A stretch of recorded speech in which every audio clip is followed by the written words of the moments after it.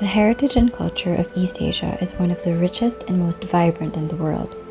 The region has over 4,500 years of unbroken history. There exists a trove of literature, ceramics, art, poetry, and historical documents that have been preserved to this day. All these tell stories of the life and times of East Asians throughout history, stretching as far back in time as the Great Flood of Noah and the Tower of Babel.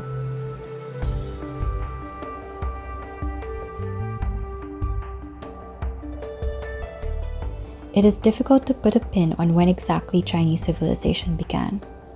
Families and clans settled along the Yellow River Valley around 4000 BC.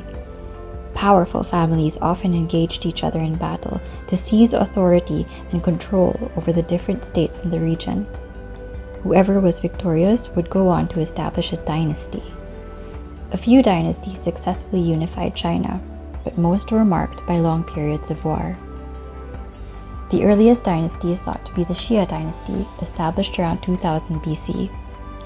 Although it had been considered a mythological dynasty for a long time, relics excavated in the 60s and 70s have provided evidence to prove otherwise. One of the great emperors of the Xia dynasty was Wang Di, also known as the Yellow Emperor.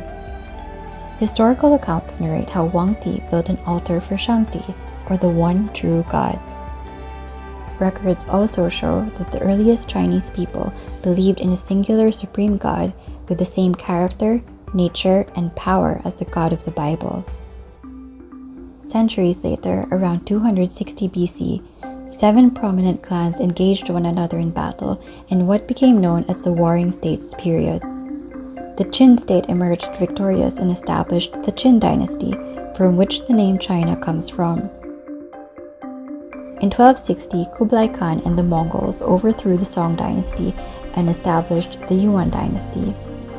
Apart from unifying China, he opened its borders up to foreigners from the Middle East, Mongolia, and Europe, even welcoming Christian missionaries in court. Although Christian missionaries enjoyed relative safety in Kublai Khan's China, they were not the first to set foot in East Asia.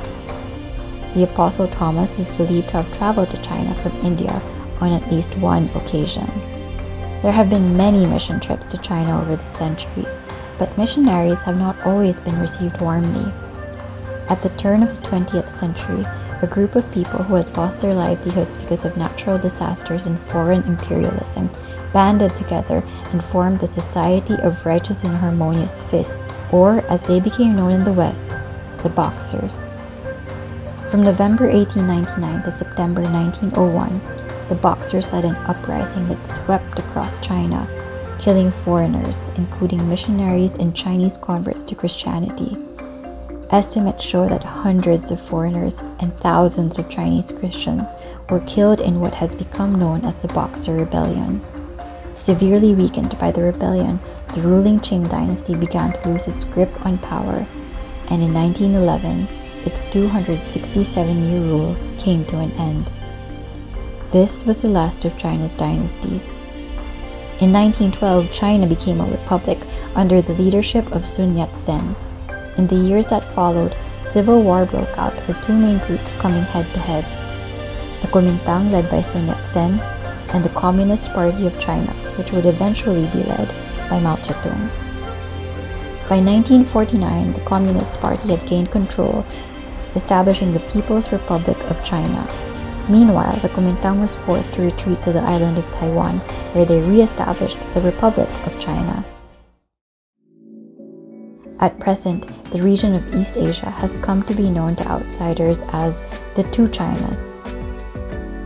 However, a glance at both mainland China and Taiwan would show distinctly Chinese cultural traits. The same festivals and holidays are celebrated. The same characters are used in writing.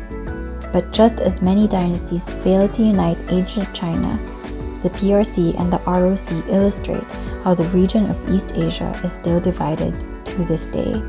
This is why the mission must continue. Dynasties fall, governments fail, but the one true king promises unity, security, and peace for all time, even for a region as deeply fractured as East Asia.